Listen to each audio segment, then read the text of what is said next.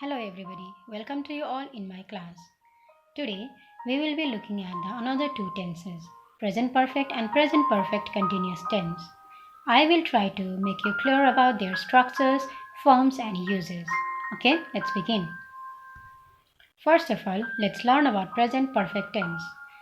So, the present perfect tense connects the present with the past. It's not just about only present or past, but it links and connects the present and the past. This tense shows an action in the past that has a result in the present or effect in the present. That means something that happens in the past has effect or result in the present. Let's see the difference between simple past and past perfect tense.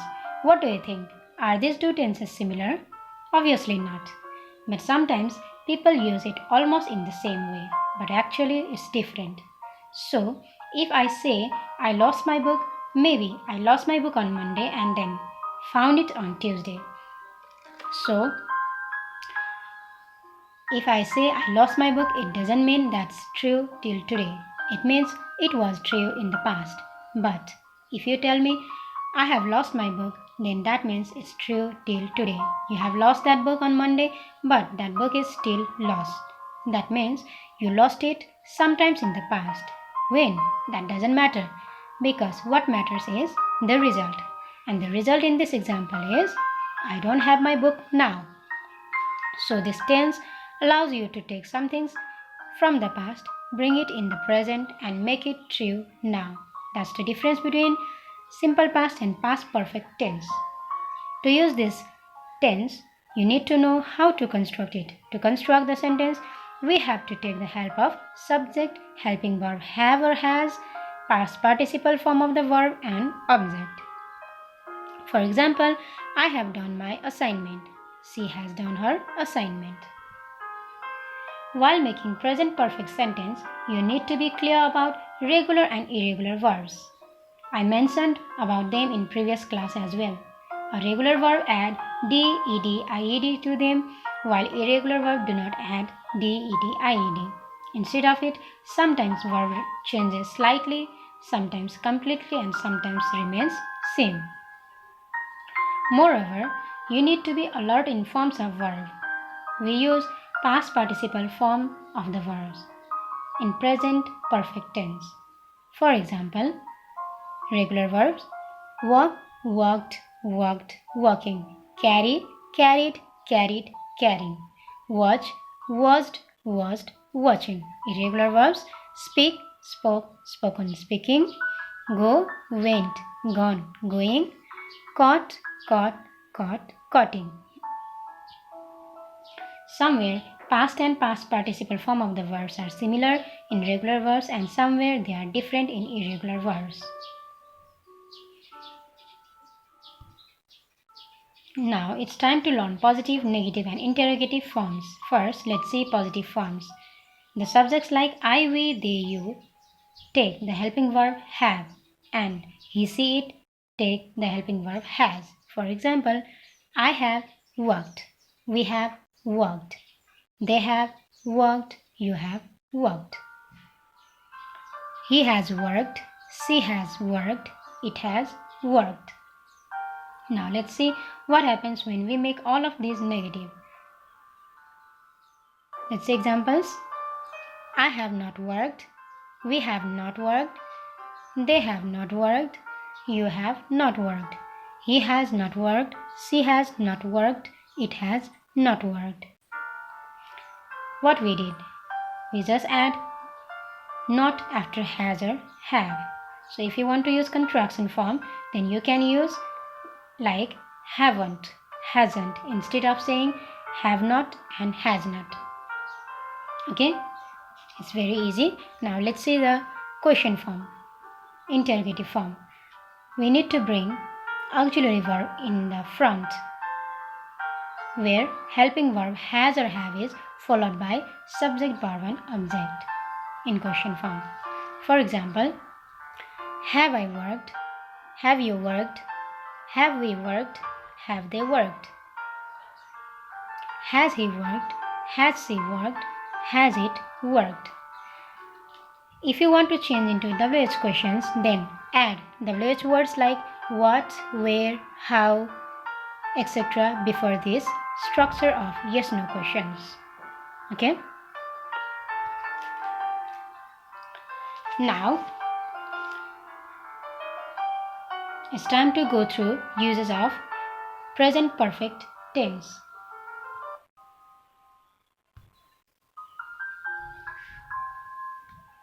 We use present perfect tense in different situations. Let's look what are they. The first one, we can use it to talk about the present result of past actions. Something that happened in the past, still true at the moment when the speaker is speaking. For example, I have bought a new dress. I am wearing it now. India has won the match. Next, we can use it to talk about finished actions. For example, I have already read that book. She has just reached there. Sometimes we often use present perfect tense with some expressions like already, just, yet, since, ever, never. For example, I have just finished reading the book. She has already read the book. I have not read the book yet. My uncle has lived here since 1970. Have you ever read the book? Suresh has never been to a circus. Now, we have another tense, that is present perfect continuous tense, which is also called present perfect progressive tense.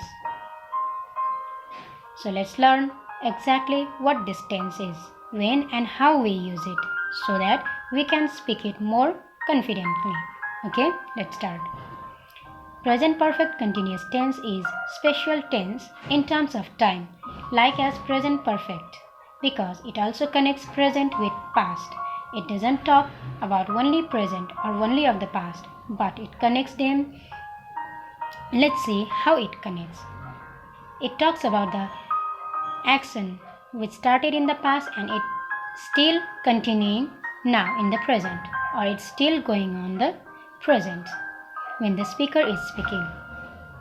Let's look at examples to know how exactly it works. First sentence, I have cooked dinner. Second sentence, I have been cooking dinner. What's the difference between these sentences? If I say I have cooked dinner, it means I cooked it in the past. It's ready and now not needed to cook it in the present. What is the result? I don't have to cook anymore. But if I say I have been cooking dinner, that means I started cooking in the past and I am still cooking now. It's still continuing. I am not done yet. The focus is more on the process than result. Now let's look at how we form present perfect continuous tense. Basically, we are taking the subject, have been or has been, present participle form of the verb or verb ing, and object. For example, I have been doing my assignment. She has been doing her assignment.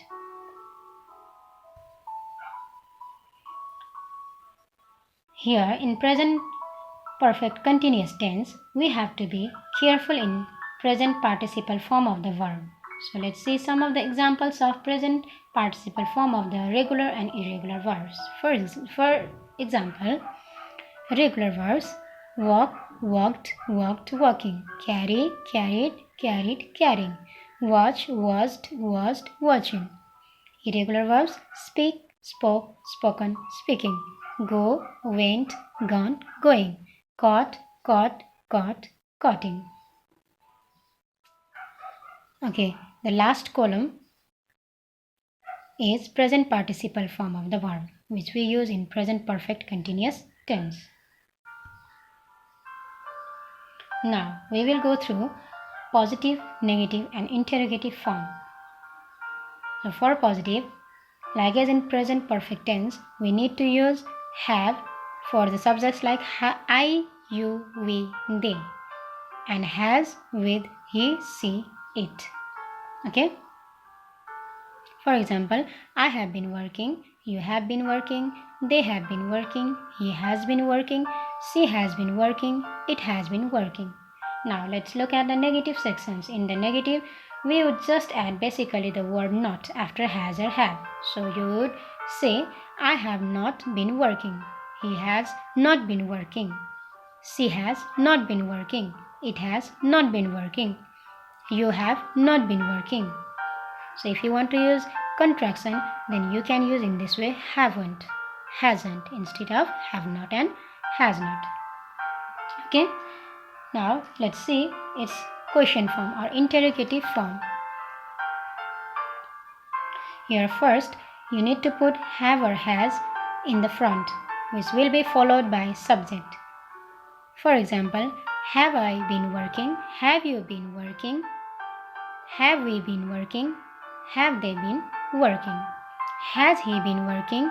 Has she been working? Has it been working?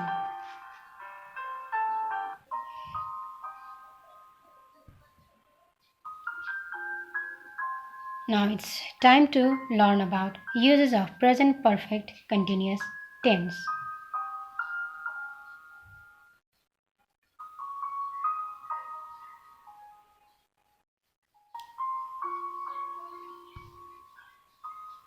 So as I said earlier, you can use it for something that started in the past and continues in the present. For example, sea levels have been rising. She has been cleaning the house. Next, we can also use present perfect continuous tense for repeated actions. That means something that started in the past and it's just finished recently. But this action is taking place again and again until now. For example, I have been trying to contact you all day. We have been waiting for you. The next use is, it is also used in common expressions like for, since, all day, lately, recently, etc. to indicate for how long something has been happening. For example, I have been studying for 3 hours. She has been writing since 8 a.m. They have been writing for 3 hours. It has been raining all day. Now, let's learn what is the difference between since and for.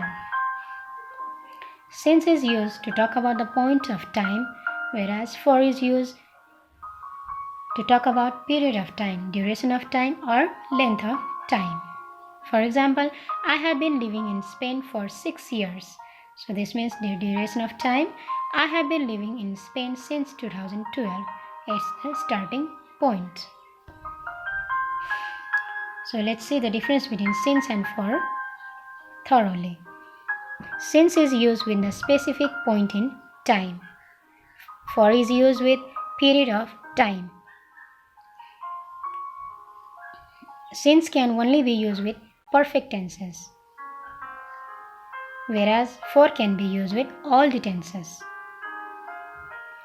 Since usually refers to the beginning of the time period or the starting point of the time, while for refers to the whole duration of the time. Since refers to a specific point in time, whereas for refers to either a general or specific time period. In this way, we came to the end of our class. You have some exercises which should be done. Okay? Thank you.